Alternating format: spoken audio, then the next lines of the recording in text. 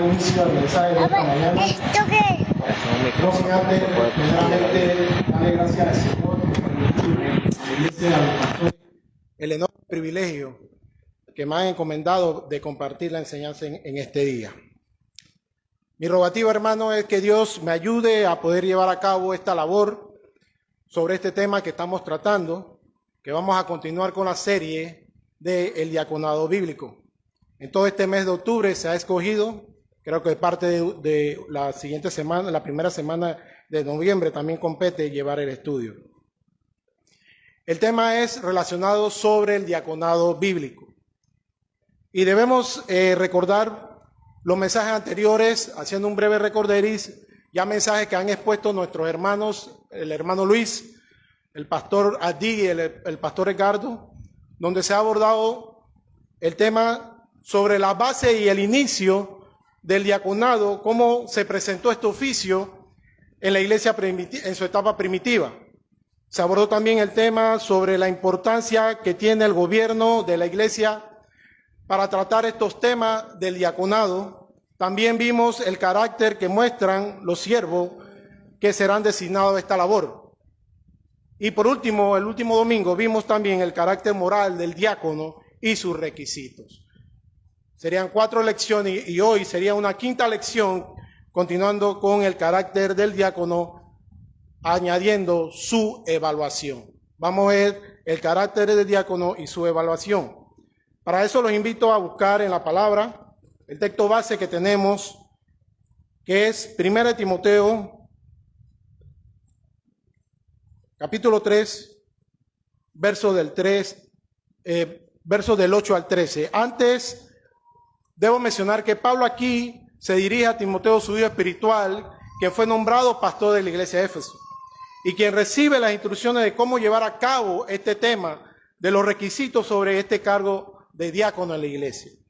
Entonces, el texto base nos dice claramente el requisito de los diáconos. Dice el versículo 8, los diáconos así mismo deben ser honestos, sin doblez, no dados al mucho vino, no codiciosos de ganancias deshonestas, que guarden el misterio de la fe con limpia conciencia, y esto también sean sometidos a prueba primero, y entonces ejerzan el diaconado si son irreprensibles. Las mujeres asimismo sean honestas, no calumniadoras, sino sobrias, fieles en todo.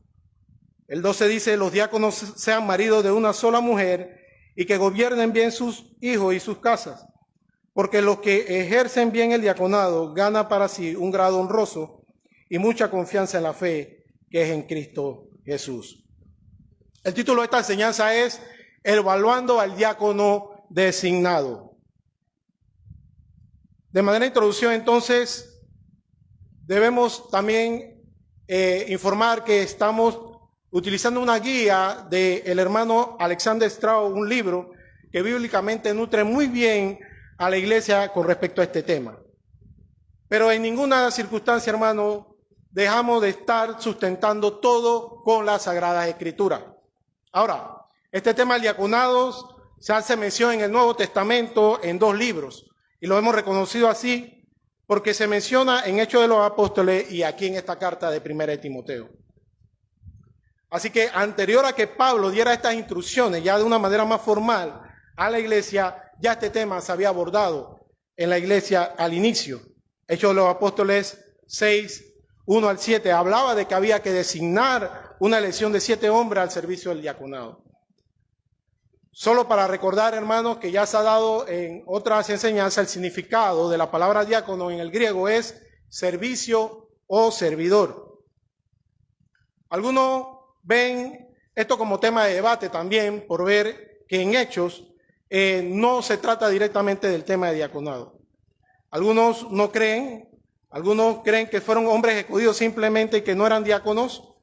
Algunos creen que sí, que estos 7 sí eran un prototipo de diáconos.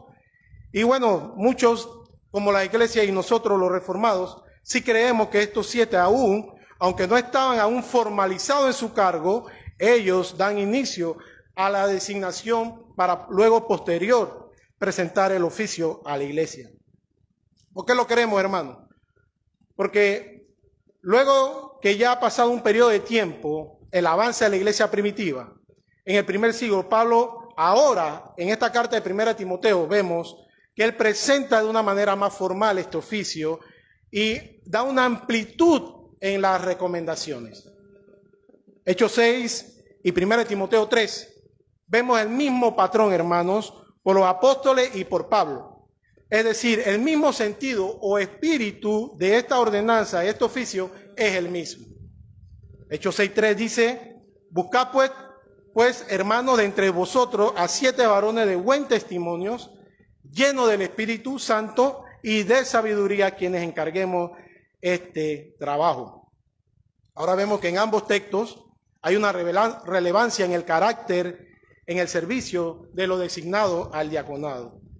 Hay cualidades que no se pueden, hermanos, ni se deben pasar por alto en ninguna instancia. Aunque hay muchas congregaciones, hermanos, que no ven tan necesario esto del cumplimiento de los requisitos. Hermanos, es notable por la palabra del Señor que Dios siempre ha requerido un orden y normas y principios para su pueblo. Aunque en el Antiguo Testamento la palabra diácono no se usaba para referirse al servicio, si vemos los ejemplos, hermanos. Hay ejemplos apropiados de siervos y líderes que desempeñaban estas funciones similares de servicio y de administración. Podemos mencionar muchos, pero vamos a coger 2 ejemplos. Por lo menos los sacerdotes tenían igualmente requisitos para su oficio. Los levitas tenían la tarea de servir en el tabernáculo y más tarde ellos debían servir en el templo. Y así, en base al orden establecido por Dios, podemos ver cómo eran los requisitos para tratar cada asunto. Entonces, estamos viendo que aquí, en el comentario 1 que hizo Alexander Strauss, mencionaba que en el libro que había un amigo que le contó que en una iglesia, un pastor, invitó a todos sus miembros a una reunión en el sótano de la iglesia una vez al año, después del servicio del domingo en la tarde, para elegir a los diáconos. Se reunieron varios hombres y rápidamente hicieron una votación con los que llegaron. Los nuevos diáconos son instalados inmediatamente y el pastor concluye con una oración. En sí, ese proceso le tomaba aproximadamente media hora. Es simplemente como si fuera, hermanos, llenar una vacante de una junta directiva. Bueno, hermanos, nosotros creemos que no debe ser de esa manera. Porque claramente no se le da importancia a la exhortación de las Sagradas Escrituras. Analicemos por un momento, hermanos, si en el mundo en que vivimos hay y existen normas, leyes para llevar a cabo distintos tipos de procesos en distintas áreas, ¿cuánto más debe ser en la iglesia del Señor? Por poner un ejemplo, ¿qué pasaría si un médico, cirujano, que sabe que hay normas para poder hacer su labor, entra al salón de cirugía, se coloca los guantes, agarra los instrumentos para empezar una cirugía, sin darse y percatarse cómo está el paciente? Primeramente debe ver si el paciente está canalizado, si el paciente está anestesiado. Porque por lo contrario, hermano, el resultado va a ser devastador. Claro, él no va a sufrir, ni los que están a su lado, pero el que va a sufrir es el paciente. De esa manera, hermano, nosotros debemos considerar que es importante, hermanos, llevar a cabo los principios que nos presenta la Escritura. Y mi deseo en esta mañana es que no veamos, hermanos, este tema como fastidioso, por lo extenso que ha sido y será en los próximos días de reunión. Sino por el contrario, hermano, que esto verdaderamente lo tomemos como que es algo que forma parte del plan eterno de Dios y sus implicancias a las que conlleva. Esto es de vital importancia para el pueblo del Señor. Ahora, cuando vemos en 1 Timoteo 3, del 8 al 13, ahí podemos enmarcar al menos 10 cualidades en los requisitos del diácono asignado. Primeramente vamos a ver 5 que se refieren al carácter personal y otras restantes al entorno familiar del candidato. El versículo 8 inicia diciendo: los diáconos asimismo deben ser honestos. Aunque ya los hermanos anteriores han hecho dado los significados de cada cualidad en el carácter, solamente voy a resumirlos. Honestos es decir, sinceros. También hay otra cualidad que debe ser sin doblez, o sea, deben ser veraces, no tener doble discurso. No dado al mucho vino. Esto también se puede interpretar, hermano, como aquellos que no se dejan dominar por ningún tipo de vicio. Otro es no codicioso de ganancia deshonesta, es decir, no avaros, estafadores, aunque consideramos que el dinero en sí no es malo, pero que no sean avaros, que no sean estafadores, que guarden el misterio de la fe con limpia conciencia. Debe tener entonces este candidato conocimiento al menos de verdades bíblicas sobre el Evangelio. Sean sometidos a prueba primero, es decir, se debe evaluar primero el carácter si son irreprensibles. Y es aquí en esta porción que vamos a hacer el mayor énfasis del estudio de hoy. Y también podemos señalar de una manera ya familiar que las mujeres asimismo sean honestas. Aquí entendemos, hermanos, que se refiere a las esposas de los diáconos como sus ayudas idóneas. También otra cualidad es que sean maridos de una sola mujer. Debe ser esposo fiel a su esposa y que gobierne bien sus hijos y sus casas. O sea, que sus hijos sean respetuosos con él en su rol como padre. Y por último, que tenga la aspiración y deseo de servir. Este texto ya, el versículo 13, por tema de interpretación, podemos entender que esto es lo que aplica al deseo del servicio del querer del diácono. Como un primer punto, hermanos, vamos a ver entonces las cualidades del diácono en su carácter. Debe ser sometido a prueba. Eso es lo que nos exhorta el texto en análisis en esta mañana. 1 Timoteo 3:10. Dice: y estos también sean sometidos a prueba primero, y entonces ejerzan el diaconado si son irreprensibles. Ahora, es importante notar aquí que Pablo hace un cambio en el orden de su argumento en cuanto a los requisitos. Si lo notamos, hermanos, vemos ese cambio. Después que está dando unas instrucciones en cuanto a unas cualidades, hace un giro en el centro, hermanos, para dar y mencionar algo importante, algo que va a ayudar a entender lo anterior y lo posterior. Todos estos requisitos antes en la personalidad del diácono y posterior en su entorno familiar quedarían en el vacío, hermanos, si no estuviera la importancia de lo que pide en el versículo 10. Dice, la necesidad de probar a los diáconos.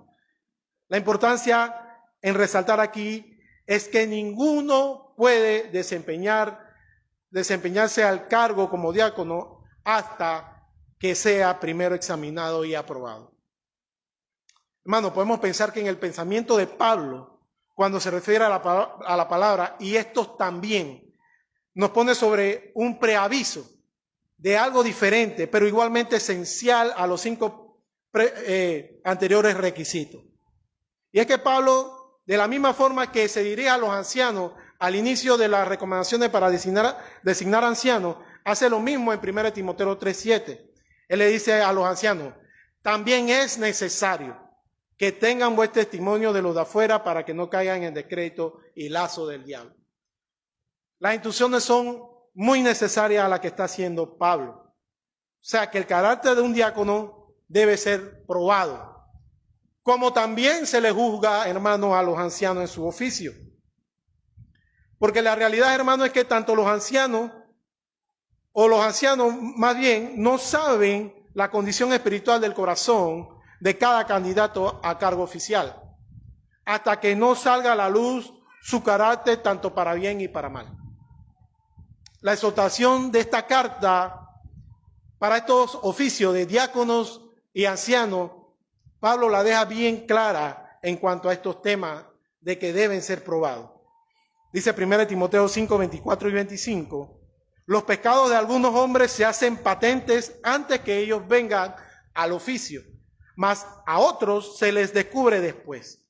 Asimismo se hacen manifiestas las obras y las que son de otra manera no pueden permanecer ocultas. Es decir, hermanos, que para ambos cargos el pensamiento de Pablo es que deben ser probados. Y sería un grave error pensar que se debe probar solamente a los diáconos y a los ancianos no.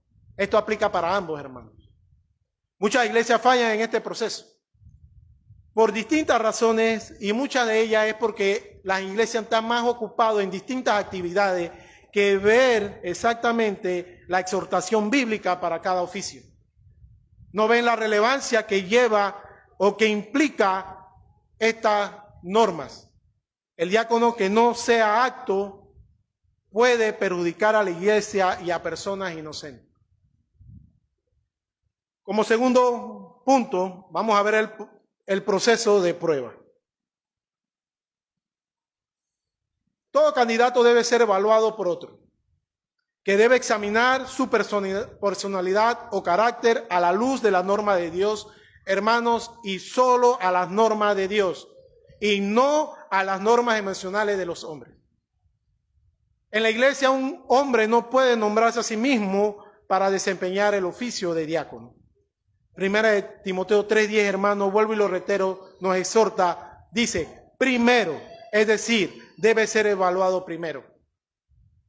No se trata de usar métodos tampoco parecidos a los comúnmente usados por el mundo. Cuando vemos estas posiciones laborales, que casi la mayoría de los adultos entendemos, nos exigen y nos piden una hoja de vida, un récord, para conocernos y luego evaluar y probarnos un periodo de tiempo, aproximadamente puede ser 3 meses. Pero luego, en vista de ese desempeño de esos 3 meses, deciden ver la aprobación y designan el oficio de la labor. Esto no es lo que se refiere Pablo. Como si debemos contratar un diácono y su servicio como una prueba por un periodo de tiempo. Esto no es lo que está diciendo cuando él se refiere a esta prueba. Y luego probamos qué tanto es efectivo su servicio para que pueda entonces ser aprobado y pueda continuar en el servicio del cargo de diácono. Esto no es lo que quiere decir Pablo. Aunque es necesario reconocer, hermanos, que el Nuevo Testamento no da un procedimiento claro y específico puntual para tal labor de la prueba. Como así también ocurre en otras ordenanzas que tampoco las hay, lo importante es que tenemos el poder y la dirección del Espíritu como resultado. Dependemos del Espíritu del Dios viviente dentro de los límites, hermano, de su palabra para buscar su ayuda al implementar sus verdades en formas relevantes. Eso es lo primordial, hermano, en estas designaciones. Ahora, sabemos que nos interesa saber cómo se prueba el diácono. Bueno, antes de responder cómo debemos probar un candidato a diácono, debemos hacer valer 3 cosas sumamente importantes y son notables en los textos. El diácono en perspectiva, número 1, cumpla con todos los requisitos bíblicos.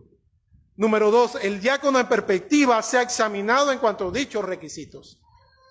Ningún diácono sea nombrado para el cargo de una manera apresurada y descuidada, con ligereza. Era el ejemplo que veíamos cuando se metía en el sótano, de una manera ligera y apresurada. Dejemos que la Escritura nos exhorte en cuanto a esto, hermano. Allá dice Pablo en 1 Timoteo 5:22, dice, no impongas con ligereza las manos a ninguno, ni participes en pecados ajenos. Consérvate puro. Tenemos las exhortaciones, hermanos y hermanas, y debemos acatar lo que la Escritura nos está exhortando. La pregunta sigue en pie. ¿Cómo se debe examinar, hermano Erasmo, o probar un diácono en perspectiva bíblicamente? Bueno, es una respuesta no muy difícil, hermano. Bastante simple y llana en el sentido de no es una respuesta complicada. La prueba se refiere, hermano, al testimonio de su vida nueva en Cristo. Esa es la prueba que debemos hacer. Es decir, el testimonio ya vivido una vez Dios haya depositado gracia y salvación en su vida. Pareciera que Pablo estaba olvidando algo sumamente esencial al respecto de este tema, y era que viéramos esto primero. Porque ve la mitad del discurso y detiene los requisitos y menciona la necesidad de probar primero al diácono. Este punto era esencial porque tal vez nos íbamos a dar más importancia en los requisitos de una manera ligera sin dar previa revisión al candidato. Debemos ver un buen testimonio que se base en el historial, hermanos, de su vida como verdadero cristiano profesante. Lo que ha vivido en el periodo de su vida, en su caminar en la fe. No es como decía en el ejemplo anterior, que luego que es contratado, entonces lo vamos a aprobar. No, hermano. Un buen candidato es aquel que tiene referencia, hermano. Referencia por el testimonio de alguien que lo ha capacitado para tener un testimonio. Y ya podemos mencionar algunas referencias sobre aquellos candidatos. Deben ser hombres servidores que han servido ya a la iglesia y también con los de afuera. Debemos ver la importancia que tiene ese escogido al congregarse. Y no uno que no se congrega y que asiste pocas veces a las reuniones.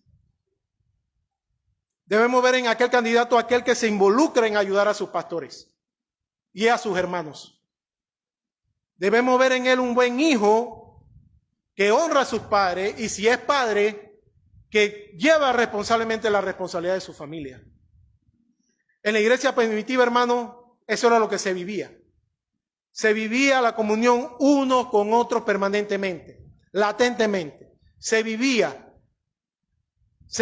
personalmente unos con otros y así se podía dar cuenta quién podía ser candidato o no. Claro, no es igual a nuestros días. Ahora ellos no tenían Facebook para ver si ellos podían postear alguna imagen que salían con sus familias. No tenían email para esos días para postear todas las obras de servicio a la iglesia. Tal vez no tampoco es el método que debemos usar nosotros, pero sí debemos reconocer, hermano, lo que hemos visto de aquellos candidatos a elegir. De aquella preocupación que tienen por la iglesia, por sus hermanos, de aquel interés que tienen aquellos en ver la necesidad y ver cómo los ayuda. Todo eso forman parte de tener como evaluación para la prueba.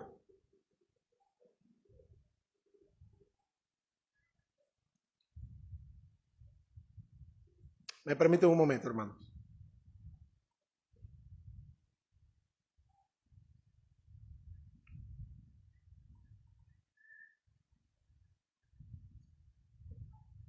Muy bien, la evaluación que debemos hacer es antes de aprobar el cargo de oficio a diácono y no después que ya ha sido aprobado. ¿Por qué? Vemos la referencia nuevamente en Hechos 6. ¿Qué dice? Buscad pues, hermanos, de entre vosotros a 7 varones, hermanos, de buen testimonio, llenos del Espíritu Santo y de sabiduría, a quienes encarguemos este oficio. Aquí más o menos podemos ver ya una guía en cuanto a cómo debemos nosotros obedecer, hermanos, a la designación de la prueba del diácono. Un buen testimonio no implica ahora, hermanos, que es un testimonio perfecto. No es lo que quiere decir, porque sabemos que esta perfección no la vamos a vivir aquí en nuestra carne de pecado. Pero sí estamos hablando, hermanos, de hombres que realmente Dios los transformó. Si no vemos a hombres que Dios no lo ha transformado, entonces no estamos obedeciendo a la Escritura. Lleno del Espíritu Santo.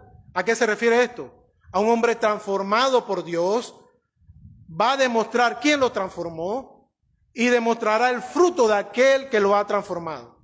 Y ya sabemos por Gálatas la manifestación del fruto del Espíritu.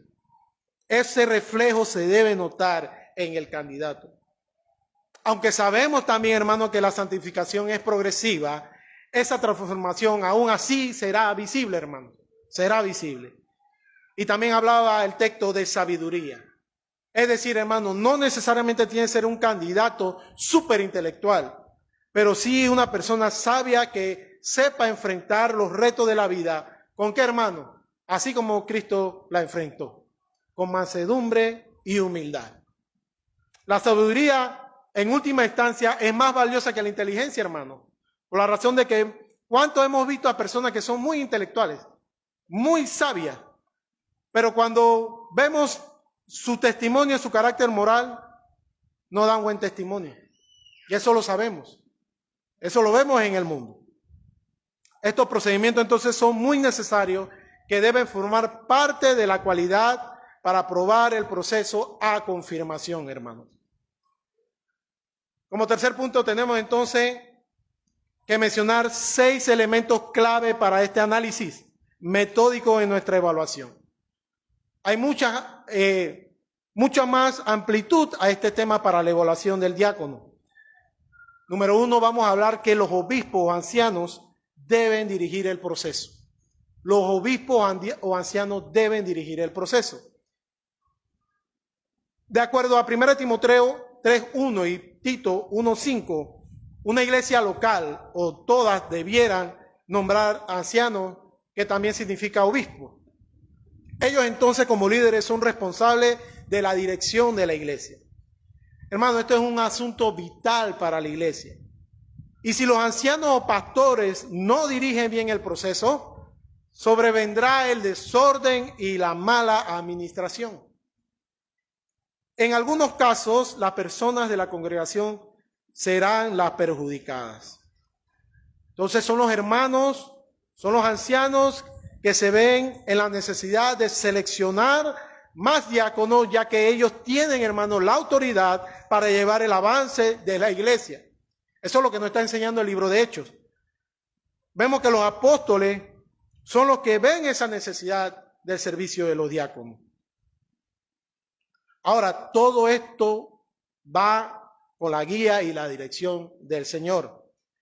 La Biblia de las Américas interpreta así o traduce así, Hechos 6:2. Entonces los 12, hablando de los apóstoles, en nuestros días serían los pastores, convocaron a la congregación de los discípulos y dijeron: no es conveniente que nosotros descuidemos la palabra de Dios para servir las mesas. Así que vemos la importancia de que son los ancianos o pastores los que designan o ven la necesidad en la iglesia de elegir a diáconos. Número 2, hermano, se debe involucrar activamente en la congregación. El hecho de que los pastores tengan que liderar el proceso de prueba no sugiere que se deba excluir entonces a la congregación del proceso de evaluación. Diría Pablo, en ninguna manera. En ninguna manera, diría Pablo.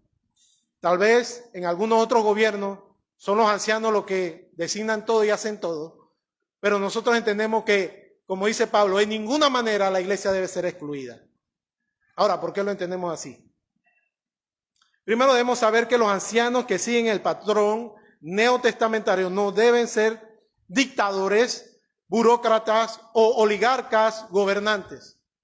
Dios nos libre de pastores así.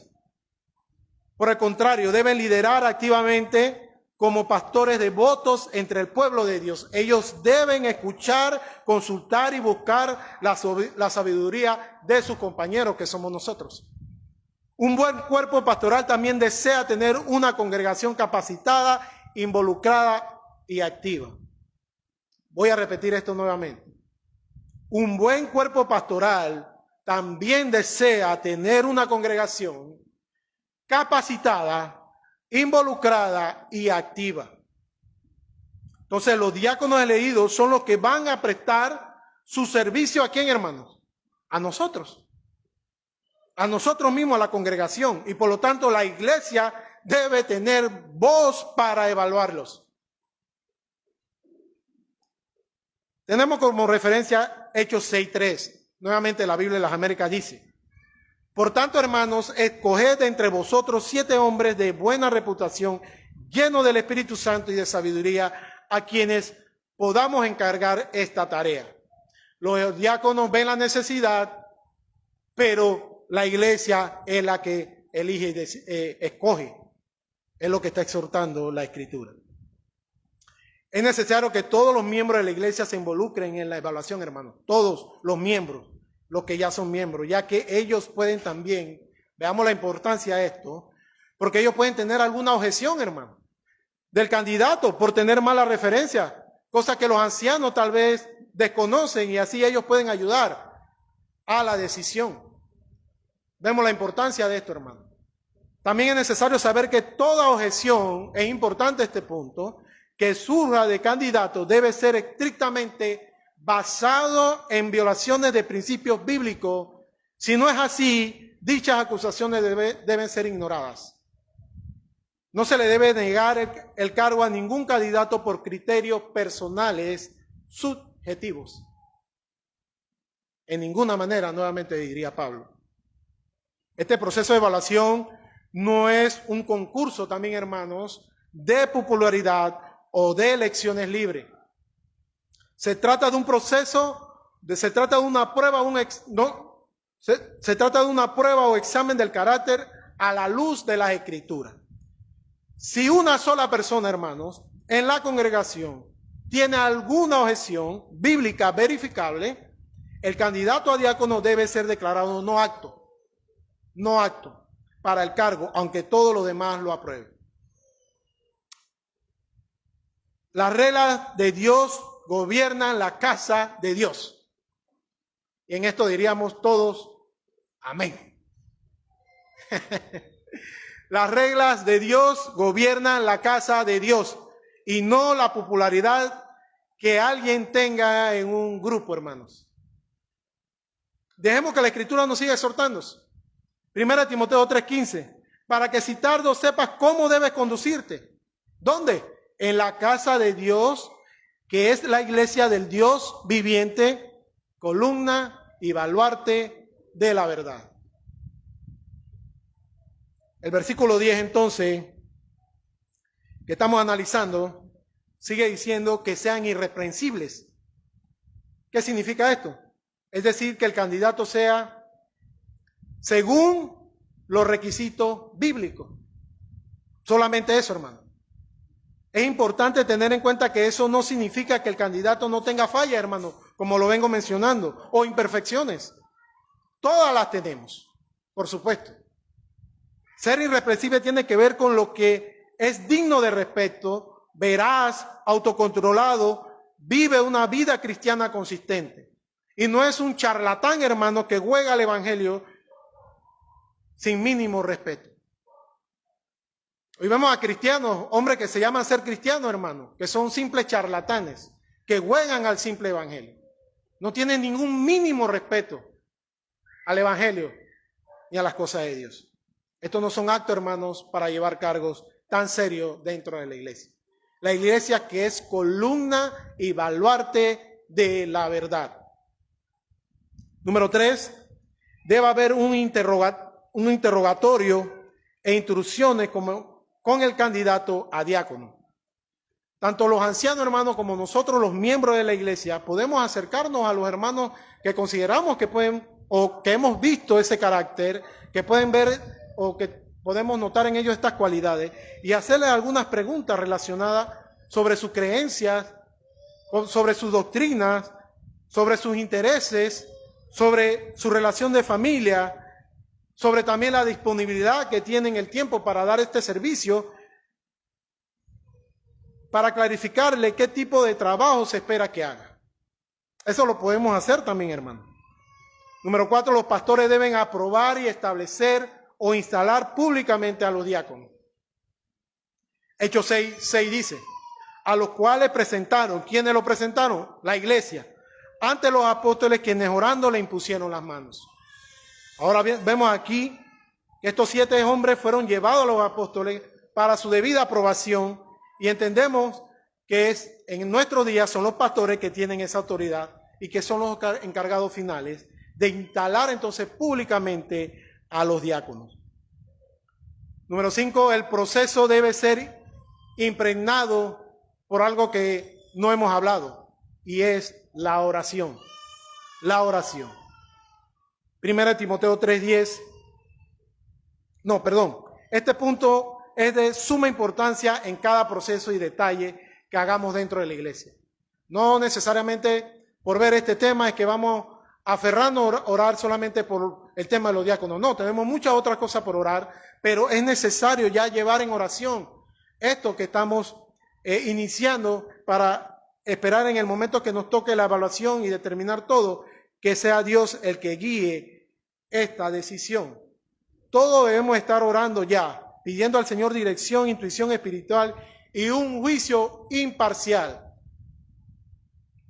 Todos primeramente, hermanos, debemos desear no nuestra voluntad en esta decisión, ni nuestra complacencia, sino la complacencia de Dios y no la nuestra, hermano.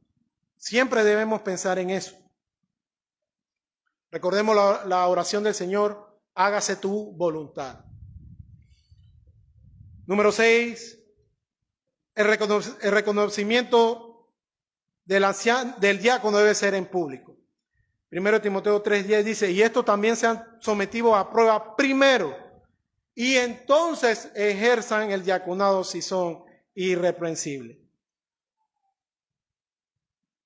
La palabra primero nos da un aviso sobre un orden que debemos seguir al nombrar un diácono, en perspectiva. El carácter de un diácono debe ser examinado entonces de acuerdo con las normas de Dios, como venimos hablando. Solo después de que el candidato es aprobado, puede ser reconocido oficial y públicamente y se debe instalar en su cargo. El diácono puede continuar hasta que ya no desee este trabajo, o él mismo sea descalificado, se descalifique de acuerdo con los requisitos bíblicos. Eso también puede ocurrir, hermano. No es que no puede ocurrir, sí puede ocurrir. Y no nos debe de asombrar. No se debe limitar tampoco a un periodo de tiempo a un diácono. Eso degrada al diácono y frustra el deseo de servir en la obra de Dios. Una vez un diácono aprobado, hermano, está para servir libremente el tiempo que él se mantenga fiel a las recomendaciones a las cuales se le encomendó. Es diferente si el diácono necesita un periodo de tiempo de descanso, pero aún así eso se debe dejar a la persona y no imponérsele por tradiciones no bíblicas. Para ir finalizando, quiero concluir, hermanos, Iglesia, pueblo santo de Dios, que todo lo mencionado anterior son asuntos de vital importancia para la iglesia. Su propósito final es aprobar a un servidor, a diácono, para llevar a cabo un nombramiento público. Al final este es el fin. La iglesia no es una sociedad secreta, hermano. No es el sótano donde se encontraban aquellos cristianos que menciona Alexander Strauss, que hacían una evaluación tan ligera sin tomar en cuenta tales requisitos. Eso no es lo que nos exhorta la palabra. Aquel que dirige la iglesia, hermano, se dio en una manifestación pública, sin secreto y cumpliendo las normas de su Padre. Jesucristo dio su vida por la iglesia, hermano. Vayamos a Colosenses 2, 14 y 15. Colosenses 2, 14 y 15.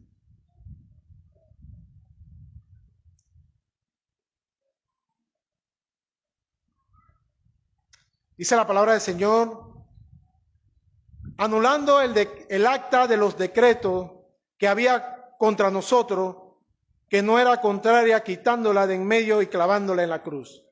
Y despojando a los principados y a las potestades, lo exhibió públicamente, triunfando sobre ellos en la cruz. Este fue nuestro Señor Jesucristo. Públicamente dio su vida. Su sacrificio fue público, hermano. El testimonio que poseemos no es nuestro. Es gracias a Dios, gracias a Cristo, porque Él venció el pecado, a Satanás y la fuerza de la maldad en la cruz. De manera que Él y solo a Él se debe dar toda la honra y toda la gloria. Cristo venció en la cruz para que nuestro testimonio en Él, hermano, sea válidos y reales y visibles, hermano. No estamos llamados a dar testimonios secretos y ocultos.